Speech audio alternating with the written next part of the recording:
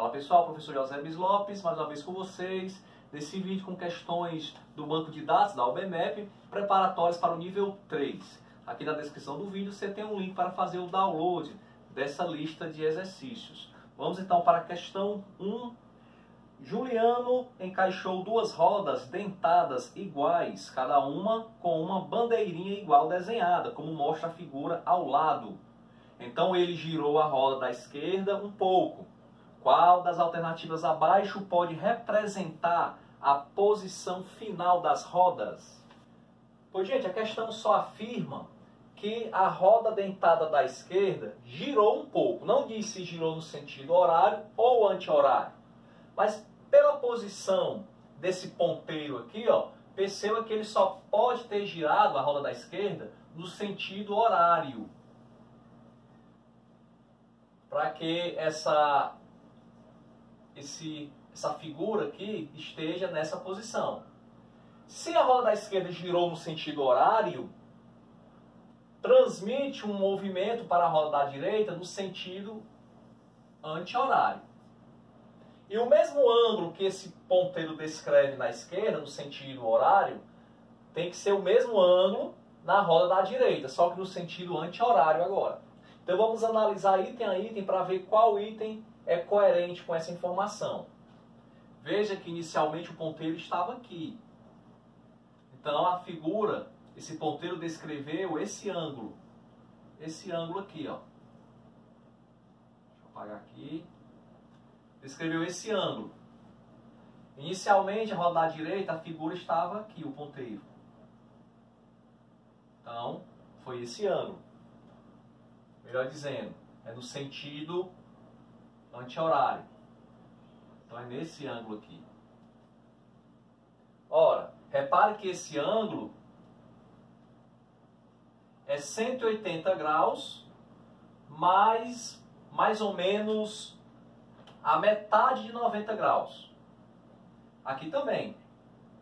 180 graus, ó, 180 graus mais aproximadamente a metade de 90 graus. Então está coerente. Esse item A é o item correto. Vamos ver que nos outros itens você não tem essa coerência. Por exemplo, aqui houve esse deslocamento no sentido horário. E agora? O deslocamento no sentido anti-horário foi todo isso aqui, ó. Muito maior. Aqui da mesma forma. Sentido horário. No sentido agora anti-horário foi só esse deslocamento.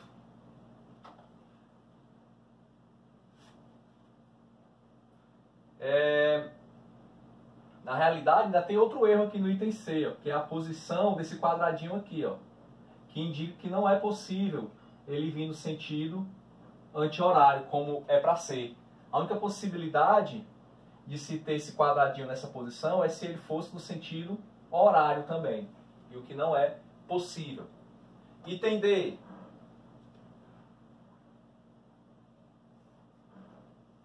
O ângulo aqui, ó, descrito, horário, é esse.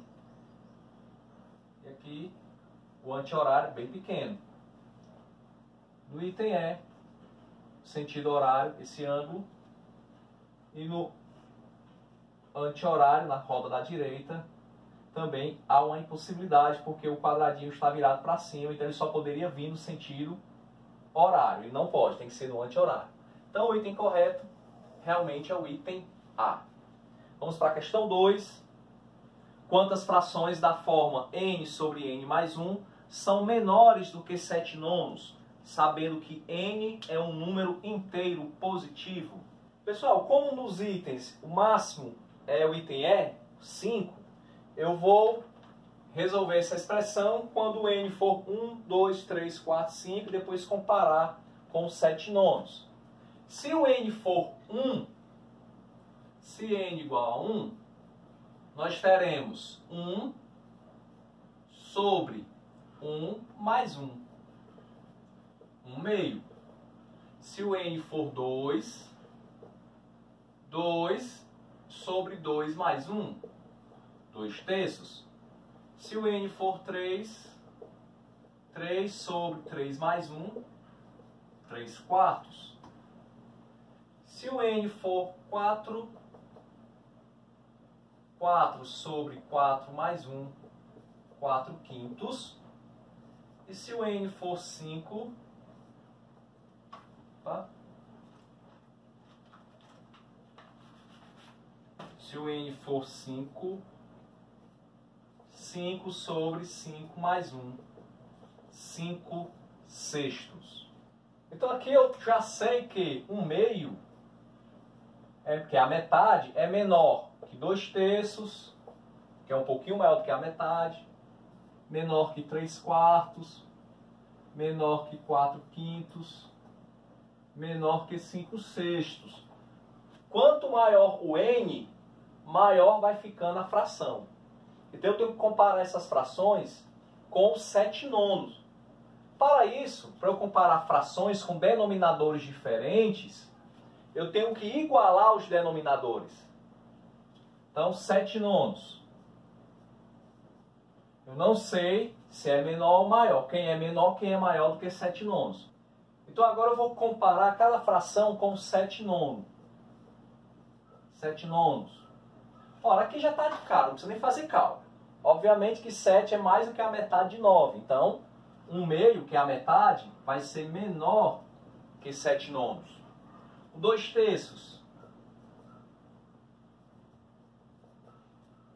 Também dá para saber que o 2/3 é menor que 7/9. Se você tiver dúvida, basta você igualar os denominadores.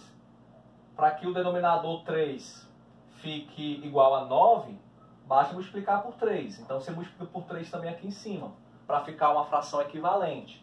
Então nós teremos 6/9, realmente menor que 7/9. 3 quartos. 3 quartos, 7/9. Aqui você faz o MMC, já que não tem como multiplicar um número inteiro pelo 4 para ser igual a 9, tu faz o MMC de 4 e 9 para poder comparar as frações.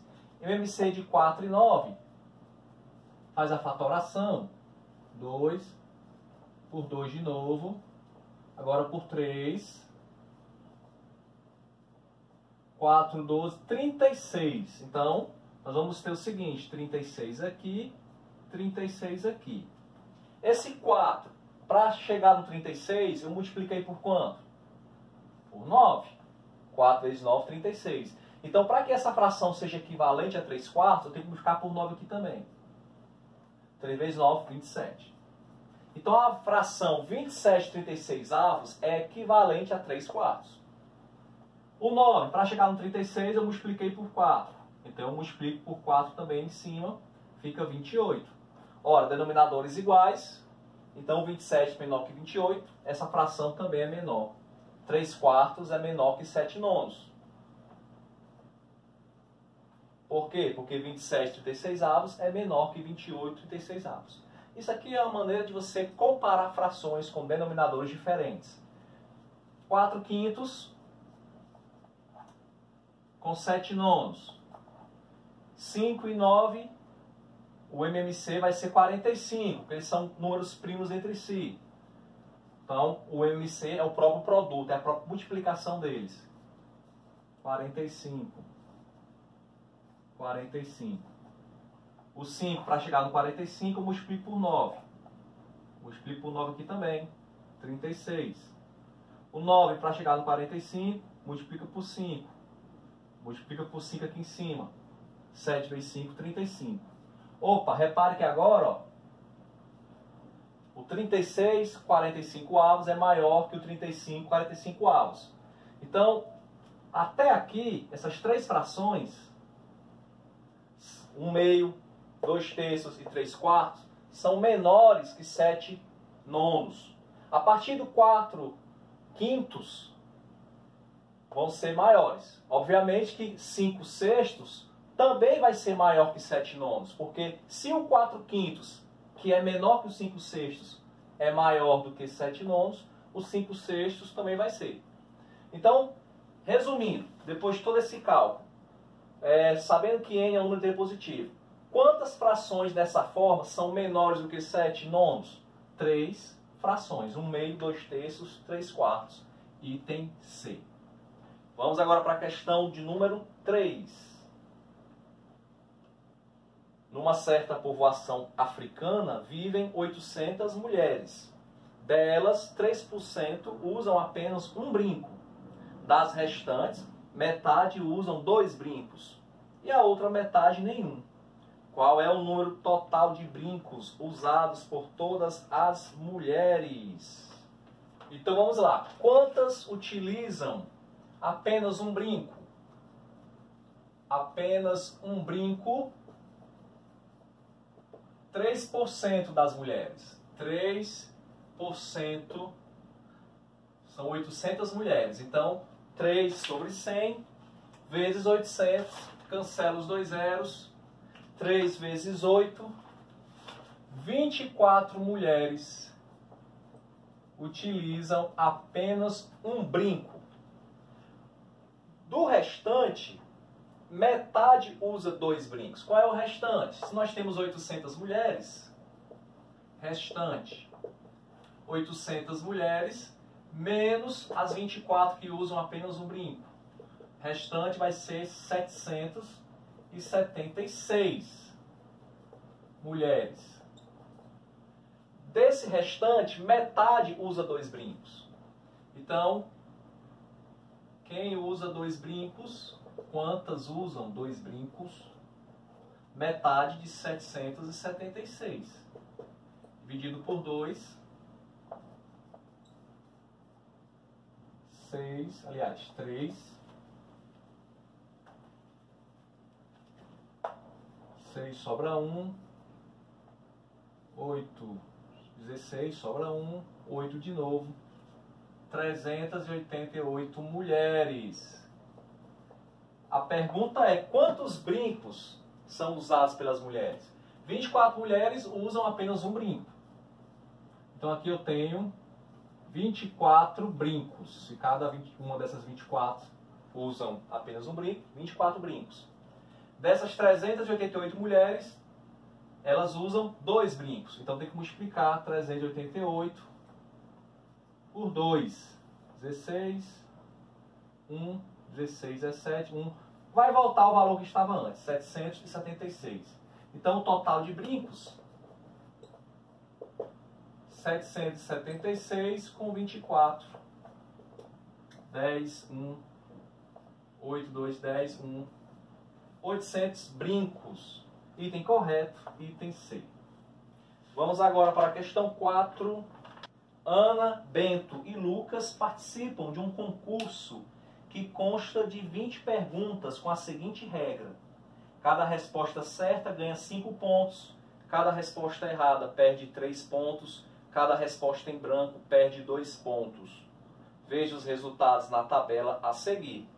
Escrevendo os nomes dos 3 em ordem decrescente de classificação no concurso, encontramos.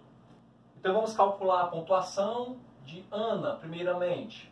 Ana, 12 respostas certas, então 12 vezes 5 pontos. 4 respostas erradas, 4 vezes... Ela perde 3 pontos para cada resposta errada. Então, se ela perde, é menos 3. E 4 respostas em branco, ela perde 2 pontos por cada resposta em branco. Então, 4 vezes menos 2.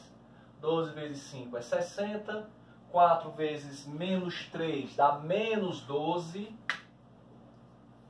4 vezes menos 2, menos 8. 60 menos 20, 40 pontos. Bento,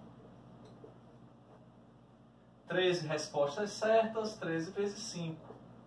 7 respostas erradas, 7 vezes menos 3. E nenhuma resposta em branco. 13 vezes 5, 65. 7 vezes menos 3, menos 21.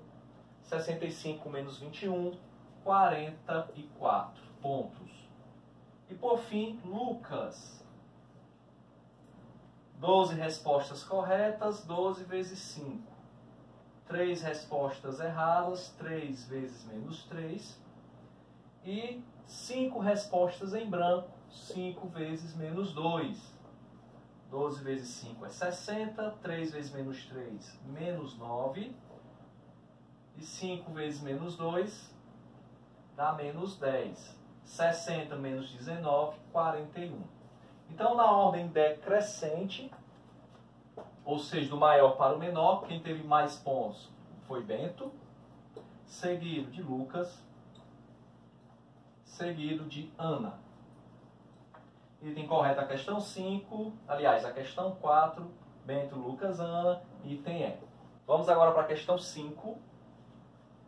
Uma cerca de arame reta tem 12 postes, igualmente espaçados. A distância entre o terceiro e o sexto poste é de 3,3 metros. Qual é a distância entre o primeiro e o último poste? Então aqui nós temos a distância do terceiro ao sexto poste igual a 3,3 metros. Então eu vou calcular a distância entre dois postes consecutivos. Vou chamar de x. Basta dividir 3,3 por 3. 1,1 metro. Então a distância do primeiro para o 12º poste são 12 vezes x. Chamar de D, distância D. 12 vezes 1,1. Vai dar 13,2 metros. Item correto dessa questão é o item D. Vamos agora para a questão 6. Uma folha quadrada foi dobrada 2 vezes ao longo de suas diagonais, conforme a ilustração ao lado, obtendo-se um triângulo. Foi feito um corte reto na folha dobrada, paralela ao lado maior desse triângulo, passando pelos pontos médios dos outros lados, e desdobrou-se a folha. A área do buraco na folha corresponde a qual fração da área da folha original? Então, gente, nós temos a seguinte configuração. Esse lado BC é o lado da folha original, vou chamar de L. Aqui nós temos uma base média. O que é uma base média? Olha só, o MN, o ponto M, ele é o ponto médio do lado AB, com uma questão em forma, e o ponto N é o ponto médio do lado AC. Então, essa base MN tem que ser a metade da base suporte, digamos assim. Que é uma propriedade da base média de um triângulo. Se eu tenho uma base paralela à base suporte e que ela tem como extremidade os dois pontos médios desses lados, então essa base média tem que ser também, o comprimento dela tem que ser também a metade da base suporte. Então vai ficar L sobre 2. Quando eu recortar aqui na base média, como a questão está dizendo, é só olhar a figura e desdobrar a folha, eu vou ter a seguinte configuração. Eu vou ter a folha original, L, e vou ter um buraco aqui no centro, que é justamente devido a esse corte que eu fiz. E esse buraco aqui, quadrado também, o lado é L sobre 2. Então a questão quer saber qual é a fração. Essa área aqui desse buraco equivale a que fração da área original? A área do buraco, vou chamar de área menor, L sobre 2 ao quadrado. L ao quadrado sobre 4. E a área original, vou chamar de área maior, L ao quadrado. Então, para saber que fração esse valor corresponde à área maior, basta colocar L2 sobre 4 sobre L2. Repete a primeira fração, multiplica pelo inverso da segunda. Aqui equivale que tem 1, tá? Então, você invertendo, quando você tem divisão de duas frações, você repete a primeira, multiplica pelo inverso da segunda. Você pode cancelar o L2, sobra então 1/4. Então a área desse buraco equivale a 1/4 da área total da folha. Item correto, item E. Questão 7. Qual é o menor número inteiro positivo n, tal que n sobre 3, n sobre 4, n sobre 5, n sobre 6 e n sobre 7 são números inteiros? Para que essas frações tenham como resultado um número inteiro positivo, é necessário que n seja um número múltiplo de 3, 4, 5, 6 e 7. E a questão está pedindo o menor número possível, ou seja, tem que ser múltiplo desses números e o menor possível, ou seja, o mínimo múltiplo comum, o MMC. Então nós vamos fazer o MMC desses 5 denominadores: 3, 4, 5, 6 e 7. Por 2. 3 é ímpar, repete. 4 por 2 dá 2. 5 é ímpar, repete. 6 por 2 dá 3. 7 é ímpar, repete. Por 2 mais uma vez, repete os números ímpares. 2 por 2 dá 1. Agora dá por 3. 3 por 3 é 1. 3 por 3 é 1. Agora por 5. 5 por 5 é 1. E agora por 7. Finalizando, 2 vezes 2, 4, vezes 3, 12, vezes 5, 60, vezes 7, 420. Então, n tem que ser 420. Item correto da questão 7, item A. Vamos para a questão 8. Uma formiguinha vai caminhar de A até C, passando por B, podendo passar apenas uma vez por esses pontos e pelos caminhos indicados na figura. Qual o número de maneiras diferentes que ela pode escolher para ir de A até C? Temos aqui uma outra questão bastante simples. A formiguinha vai de A até C, passando por B. De A até B, ela tem 3 possibilidades. E de B até C, também tem 3 possibilidades. Então, no final das contas, ela tem 9 possibilidades. Só usar o princípio da contagem. Você tem aqui, para explicar melhor, caminho 1. Nesse caminho 1, quando ela chega no B, ela vai pelo caminho 1. Ainda tem mais 3 possibilidades. Então nós temos 3 possibilidades aqui. Se ela for pelo 2, tem mais 3 possibilidades. Se ela for pelo 3, tem mais 3 possibilidades. Então 9 possibilidades. Item correto, questão bem simples. Item E. Vamos para a questão 9. Dados A e B, números reais, seja A, aí o símbolo B, igual a ao quadrado, menos AB, mais B ao quadrado. Quanto vale um símbolo zero? Pessoal, eu estou falando um símbolo zero, porque eu não sei qual é o nome desse símbolo, então eu vou chamar símbolo mesmo. Olhando pela fórmula que ele me deu, A símbolo B é A ao quadrado, menos AB, mais B ao quadrado. Então eu vou repetir essa fórmula agora por esses números. O 1 vai ser o A, o 0 vai ser o B. Então vai ficar 1 ao quadrado menos o A, que é 1, vezes B, que é o 0, mais quem é o B? 0. Então, aqui dá 0, aqui também dá 0, sobra apenas 1 ao quadrado, 1. Questão também bastante simples, item A. Vamos para a questão 10, finalizando. O diagrama de barras mostra a distribuição dos alunos de uma escola de acordo com o tempo que gastam no trajeto de casa para a escola. As frações de minuto não foram consideradas. Assim, se um aluno gasta 40 minutos e 15 segundos nesse trajeto, considere-se que o tempo gasto é de 40 minutos. Responda as perguntas seguintes, justificando sua resposta. Item A. Quantos alunos gastam menos de 20 minutos para chegar à escola? Então, olha aí o gráfico que está aí no quadro. Veja que a primeira coluna, a coluna mais escura, são os alunos que gastam menos de 20 minutos. Olhando bem para o gráfico, você vê que cada espaço vertical desse equivale a 10 alunos. Então, nós temos 90 alunos na primeira coluna, a coluna mais escura, que gastam menos de 20 minutos para chegar à escola. No item B, quantos alunos tem esta escola? Só nós somarmos as colunas. O número de alunos é equivalente à altura de cada coluna. A primeira coluna nós já sabemos que é 90, a segunda coluna é 60, a terceira coluna é 10 e a quarta coluna é 20. 180. 180 alunos é o total de alunos na escola. Item C, quantos alunos gastam mais do que 40 minutos para chegar à escola? Veja que na terceira coluna são os alunos equivalentes, são os alunos que demoram de 41 a 60 minutos, mais do que 40.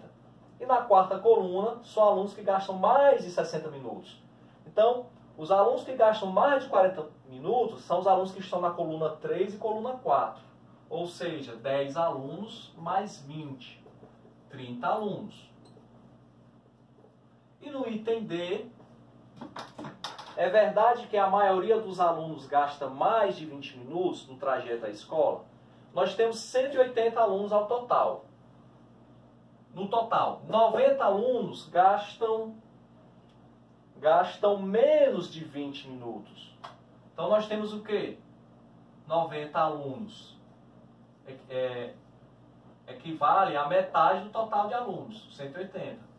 Então, se eu tenho metade dos alunos que gastam menos de 20 minutos, então eu não posso ter a maioria dos alunos gastando mais do que 20 minutos.